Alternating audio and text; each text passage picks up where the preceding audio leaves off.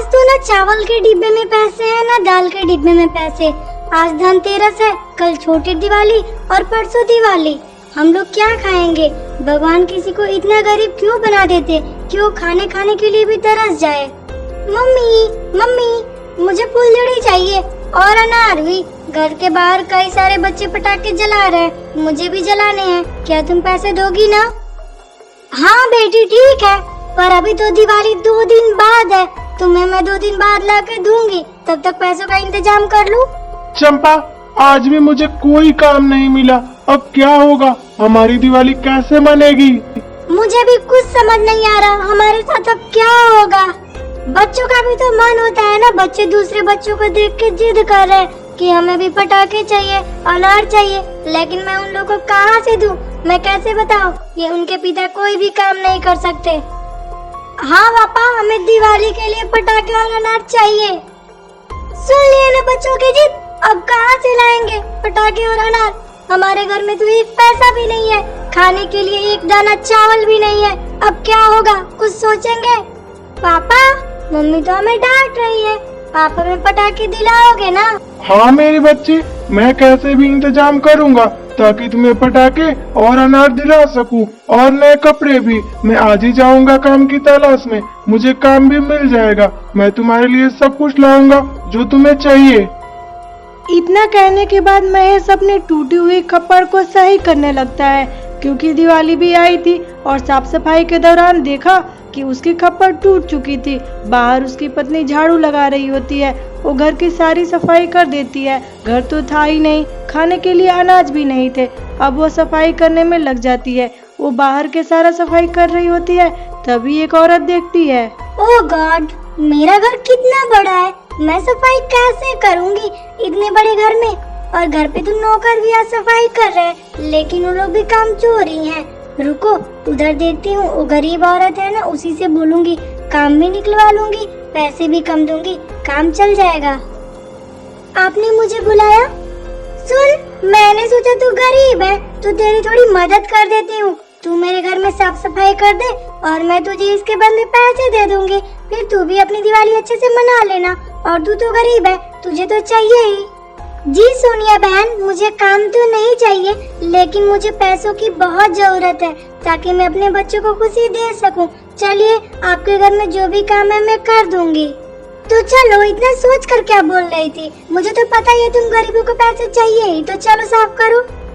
माँ, तुम यहाँ पे क्या कर रही हो? तुम घर पे चलो ना, सारे लोग अपने अपने घर पे दिए जला रहे, तुम यहाँ पे क्या कर रही हो? माँ चलो ना मेरे साथ घर पे, मैं तुम्हें कब से खोज रही थी, तुम पता नहीं कहाँ चली गई थी। बेटी तू यहाँ क्या कर रही है? तू घर चल, मैं अभी आ जाऊंगी, मुझे यहाँ थोड़ा काम है, अभी करके आती हूँ। ओह गॉड, ये तेरी गरीब बेटी मेरे घर पे क्यों आई है? मेरे घर को गंदा करने के लिए क्या? अपनी गरीब बेटी को बोल के नहीं आ सकती थी? सुन, तेरी माँ मेरे घर पे काम कर रही है और तू यहाँ से जल्दी भाग। एक काम कर लेगी तो चली जाएगी, मेरे घर को गंदा मत कर। इतने में सोनिया का बेटा बड़ा गिफ्ट और रॉकेट लेके आ जाता है। ये बल्ले बल्ले सबा सबा, मॉम ये देखो, पापा ने मुझे कितने अच्छे अच्छे गिफ्ट दिलाए हैं, मुझे नए नए कपड़े भी दिलाए हैं। और आलिया, तू यहाँ पे क्या कर रही है? ए छी छी, तेरे तो कपड़े भी फटे हुए हैं। छी, तू तो झोपड़ी में रहती है ना, तेरे पास तो अच्छे कपड़े भी नहीं होंगे। बेटा ऐसे नहीं चिढ़ाते। और तुम सोनिया, बच्चों से ऐसे बात किया जाता है? तुम्हें तमीज नहीं है? ले लो बेटा, चॉकलेट ले लो। सोनिया का पति बच्ची को चॉकलेट देता है, लेकिन सोनिया को वह देखा नहीं जाता। वह तुरंत उस बच्ची के हाथ से चॉकलेट छीन लेती है। आपने ठीक किया मम्मी, इस गरीब बच्चे को चॉकलेट खाने का कोई हक नहीं। क्या जरूरत थी इस गरीब बच्ची को चॉकलेट देने की? सही तो कह रहा था मेरा बेटा, गरीब लोगों को चॉकलेट खाने का कोई हक नहीं, और दिवाली भी मनाने का, इस पे सिर्फ हम अमीरों का हक है, समझ गई? ए लड़की, भाग यहाँ से, तू जल्दी भाग, जल्दी। सोनिया आलिया को बहुत मारती है और मारते मारते वहाँ से भगा देती है। सोनिया के आगे उसके घर वालों का भी नहीं चलता था, यहाँ तक कि उसके पति का भी नहीं चलता था। सब लोग चुपचाप खड़े तमाशा देख रहे थे। वो रोने लगती है और रोते रोते वहाँ से चली जाती है। तुम कभी नहीं बदल सकती सोनिया, तुमने इस छोटी सी बच्ची को मारा। सोनिया तुरंत वहाँ से उठती है और वहाँ से रोती हुई चली जाती है। बेचारी उसकी माँ भी कुछ नहीं कर पाती। फिर सोनिया उसको पैसे देती है। वो दिन भर उसके घर में सफाई करती है, फिर भी वो 50 रुपए दे के भगा देती है। चंपा बेचारी करे भी तो क्या करे, वो कुछ बोलती नहीं है, वहाँ से दुकान पे सीधे चली जाती है। काका थोड़े से चावल और थोड़ी सी दाल दे दो। कितने के हो गए काका? ओ 10 रुपए बचे। क्या आप मुझे 10 रुपए में पटाखे दे सकते हो? मेरी गुड़िया बहुत रोएगी अगर उसे पटाखे नहीं मिले तो। प्लीज काका, आप मेरी मजबूरी समझ सकते हो। मैं गरीब माँ कहाँ से अपने बच्चों को खुशियाँ दे पाऊंगी। अगर आप दे दोगे तो हमारे बच्चों की भी दिवाली अच्छे से मन जाएगी। आप एक ही दे दो। दुकान वाला उसको एक बेकार सा पटाखा 10 रुपए का दे देता है। वह घर पे आती है और बच्चे उससे मांगने लगते हैं, फिर वो बच्चों को दे देती है। माँ फुलझड़ी लाई हो, ये तो बहुत अच्छा है माँ। हम लोग बाहर जाएं, बाहर जाके इसको खेलेंगे, हम और दीदी दोनों लोग। आप ये फुलझड़ी कहाँ से लाई? बेटा मैं गरीब हूँ, मैं तुम लोग को सारी खुशियाँ नहीं दे सकती, फिर भी ये फुलझड़ी ही ला पाई हूँ। तुम लोग जाओ बाहर और इसे आराम से खेलना, ध्यान रखना हाथ ना जले, और आराम से खेलो जाके बाहर तुम लोग। मुझे माफ कर दो चंपा, मैं तुम लोगों को कोई भी खुशी नहीं दे पाता। मेरी भी किस्मत फूटी है, कहीं भी नौकरी नहीं मिलता। चलो सब लोग पूजा करते हैं लक्ष्मी माता जी की। हे लक्ष्मी माता, आपका एक कैसा इंसाफ है, किसी को देती है तो पूरा घर भर देती है और किसी को नहीं देती तो खाने खाने को तरसा देती है। फिर भी हम लोगों पे अपना आशीर्वाद बनाए रखिएगा।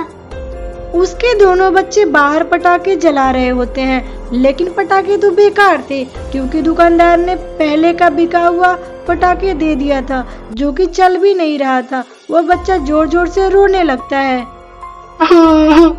माँ ने ऐसे पटाखे दिए जो कि जल भी नहीं रहा। माँ कभी भी हम लोग को कोई खुशी नहीं दे सकती। उधर देखो दीदी बच्चों को कितना अच्छे से खेल रहे हैं। ये हम लोग के पटाखे कितने अच्छे जल रहे हैं। हम लोग के मम्मी पापा कितने सारे पटाखे, कितने नए कपड़े लाए।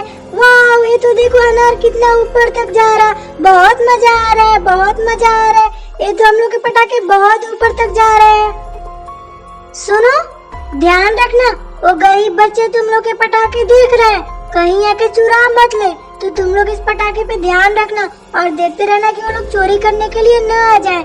तब तक मैं जा रही, तुम लोग के लिए काजू कतली और मिठाई लेके आ रही।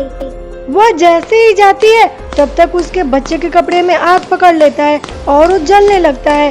तभी चंपा दौड़ती हुई आती है और बच्चे को बचा लेती है।